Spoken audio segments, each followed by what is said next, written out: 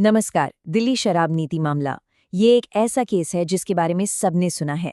एक मुख्यमंत्री की गिरफ्तारी, करोड़ों के घोटाले के आरोप। आज हम इस पूरे मामले की उस कहानी को समझने की कोशिश करेंगे जो हमारे सोर्स मटेरियल के मुताबिक हमें एक बिल्कुल अलग नजरिया देती है। सोचिए, एक सिटिंग चीफ मिनिस्टर गिरफ्तार हो जाते हैं, उन पे करोड़ों के घोटाले का इल्जाम लगता है, लेकिन क्या हो अगर कहानी वैसी हो ही ना जैसी हमें दिखाई जा रही है। 21 मार्च 2024 वो तारीख जब दिल्ली के मुख्यमंत्री अरविंद केजरीवाल की गिरफ्तारी हुई तो पूरे देश में जैसे एक भूचाल आ गया। पर हमारा सोर्स मटेरियल घटनाओं का एक बिल्कुल ही अलग पहलू हमारे सामने रखता है। तो चलिए इस कहानी को समझने के लिए हम इसे 5 हिस्सों में देखते हैं। सबसे पहले वो खतरे की घंटियां जो इस पूरे विवाद से पहले बजनी शुरू हो गई थीं। फिर वो पॉलिसी जिस पर सारा बवाल खड़ा हुआ और जांच शुरू हुई।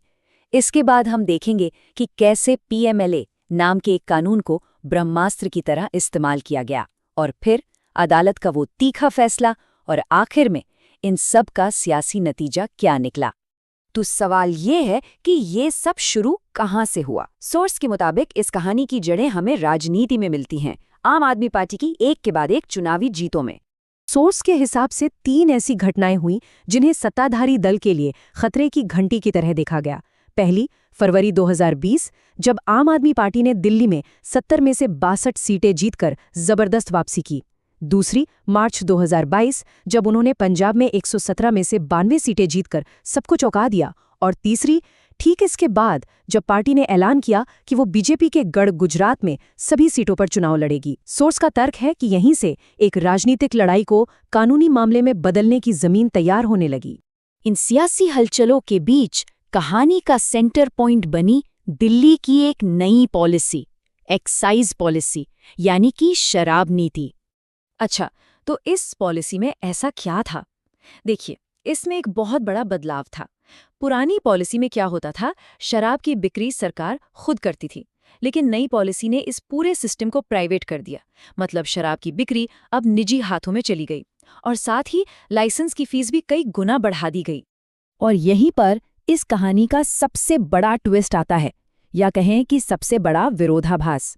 सोर्स के मुताबिक जिस पॉलिसी को घोटाला कहा गया, उसने असल में सरकारी खजाने को खाली नहीं किया, बल्कि भर दिया।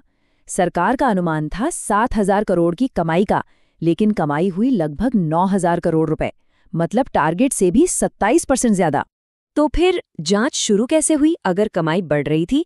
सोर्स के अनुसार इसकी शुरुआत हुई जब दिल्ली के चीफ सेक्रेटरी ने उपराज्यपाल यानी एलजी को एक रिपोर्ट दी।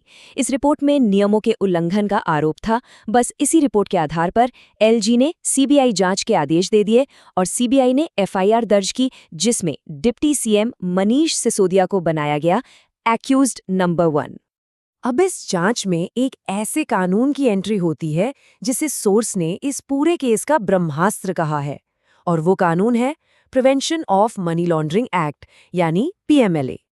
ये कानून बना तो था ड्रग्स की तस्करी और आतंकवाद को होने वाली फंडिंग जैसी गंभीर चीजों से लड़ने के लिए, लेकिन सोर्स का ये तर्क है कि हाल के कुछ सालों में इसका इस्तेमाल राजनीतिक विरोधियों पर ज्यादा होने लगा है। तो आखिर ये कानून इतना खतरनाक क्यों है? देखिए, नॉर्मल क्रिमिनल लॉ का एक सीधा साधा नियम है, आप तब तक बेकसूर हैं जब तक आपका गुनाह साबित न हो जाए। लेकिन पीएमएलए का सेक्शन 45 इस पूरी कहानी को पलट देता है। यहाँ जमानत पाने के लिए आरोपी को खुद ये साबित करना पड़ता है कि वो बेकसूर है, और इसी वजह से इसमें बेल मिलना लगभग नामुमकिन हो जाता है। और फिर इसी कानून का इस्तेमाल करके एक के बाद एक पार्टी के बड़े बड़े नेताओं को गिरफ्तार किया गया। ये सिलसिला मई 2022 में सत्येंद्र जैन से शुरू हुआ और मार्च 2024 आते आते मुख्यमंत्री अरविंद केजरीवाल की गिरफ्तारी तक जा पहुंचा। अब हम पहुंचते हैं कहानी के क्लाइमैक्स पर। साल बीते और फिर आया फरवरी 2026, जब निचली अदालत का फैसला आया, और इस फैसले ने इस पूरे मामले को देखने का नजरिया ही बदल दिया। सोर्स के मुताबिक कोर्ट के फैसले की ये एक लाइन ही पूरी कहानी बयां करने के लिए काफी है कि सीबीआई का पूरा मामला बेबुनियाद पाया गया है और ये न्यायिक जांच की कसौटी पर टिकने में नाकाम रहा है। सोर्स के अनुसार कोर्ट ने अभियोजन पक्ष के केस की परत दर परत धज्जियां उड़ा दी।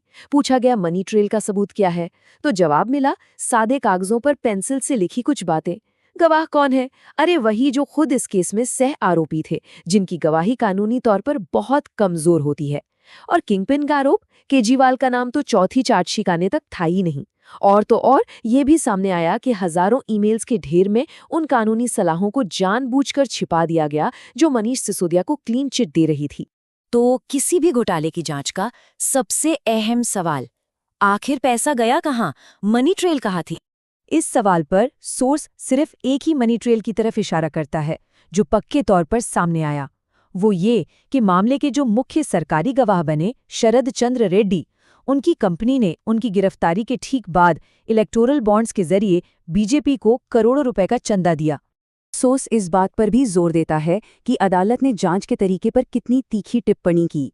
इसे एक पहले से गढ़ी हुई कहानी और एक सोची समझी कवायद तक कह डाला। चलिए अब आखिरी हिस्से पर आते हैं, यानी कि राजनीतिक नतीजा। क्योंकि कोर्ट का फैसला आने से बहुत पहले राजनीति की बिसात पर बहुत कुछ बदल चुका था। 2025 में दिल्ली में चुनाव हुए और नतीजे आए, सरकार बदल गई। बीजेपी को मिली 48 सीटें और आम आदमी पार्टी को 22। लेकिन सोर्स एक दिलचस्प बात की तरफ ध्यान खींचता है। इतने सालों के कैंपेन और आरोपों के बाद भी दोनों पार्टियों के वोट शेयर में सिर्फ 2% का ही फर्क था। और यहीं पर सोर्स अपना आखिरी और सबसे बड़ा तर्क रखता है, वो ये कि ये पूरा मामला एक टेम्पलेट या एक पैटर्न को दिखाता है। एजेंसियों का इस्तेमाल करो, मीडिया में ट्रायल चलाओ और न्याय की प्रक्रिया को इतना लंबा खींचो कि चुनाव ही निकल जाएं। और आखिर में हम इस विश्लेषण को सोर्स के लेखक के इन शब्दों के साथ खत्म करते हैं कि तानाशाही के खिलाफ खड़े होने के लिए, इस देश में असली बदलाव लाने के लिए बस एक ऐसे इंसान की जरूरत होती है जिसकी रीढ़ की हड्डी सीधी हो। ये एक ऐसा विचार है जो इस पूरी कहानी के पीछे के राजनीतिक और न्यायिक सवालों पर हमें सोचने पर मजबूर करता है।